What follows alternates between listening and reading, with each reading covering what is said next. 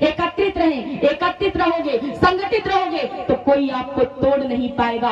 मगर मैं साधना भारती बस इतना ही कहने के लिए आई हूँ कि आप उठो, जागो और जगाओ, अपने समाज का निर्भीक, निडर, निस्वार्थी एक नौजवान नेतृत्व बनाओ। साधना भारती यही समझाने के लिए आई है कि आजकल लोधी राजपूत समाज रूपी सेना का कोई निर्भीक, निडर, निस्वार्थी, सशक्त सेनापति ही नहीं है। तो आखिर कैसे लोधी राजपूत समाज रूपी सेना की जीत सुनिश्चित होगी?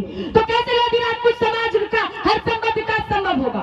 दशकों से जो लोधी राजपूत समाज के बड़े बड़े नेतागण दशकों से अपने आप को समाज का स्वयंभू सेनापति बने बैठे हैं, समझे बैठे हैं, आज उनकी सोच का दायरा केवल अपने निहित स्वार्थों तक सीमित रह गया है। वो आदरणीय व्यक्तित्वगण आज समाज के सर्वांगीण विकास में रोड़ा बने हुए हैं। जब तक ऐसे आदरणीय बड़े बुजुर्ग नेतागण अपनी बुद्धि और विवेक का दायरा अपने निजी स्वार्थों से हटाकर समाज की ऊर्जावान उभरती हुई प्रतिभाओं तक नहीं बढ़ाएंगे, तब तक 1000 वाट के फ्यूज बल्ब की भांति समाज के शोकेस में पड़े नजर आएंगे। साधना भारती यही समझाने के लिए आई है कि समाज रूपी, और जब तक समाज रूपी बगीचे के बड़े पेड़ अपने स्वार्थ की छाया के नीचे छोटे होनहार पौधों को पनपने नहीं देंगे, पल्लवित और फलित होने नहीं देंगे, तो समाज का सर्वांगीण विकास तब तक संभव नहीं है। और इसीलिए मैं यही कहना चाहती हूँ कि समाज का सर्वांगीण विकास संभव नहीं है जब तक समाज रूपी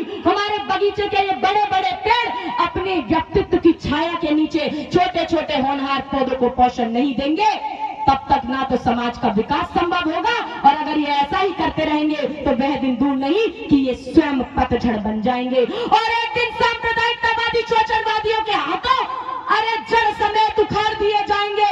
और इसीलिए कहने के लिए आई हूँ कि स्वजातीय समाज के सभी बड़े बुजुर्ग नेतागणों, अरे आगे आओ। अब भाई भतीजावाद और परिवारवाद से ऊपर उठकर आपको उस कुम्हार की भूमिका में आना होगा जो मिट्टी के एक एक कण को एकजुट करता है, इसमें और प्रेम की मिट्टी को मिलाता है, उससे घड़ा बनाता है, भीषण गर्मी में उस घड़े से शीतल जल स्वयं भी पीता है, अपने परिवार को भी पिलाता है, अपने समाज को भी पिलाता है, और उस मिट्टी के कण-कण की एकता और एकजुटता का सदुपयोग समाज की तृप्ति के लिए करता है, समाज के हित के लिए करता है।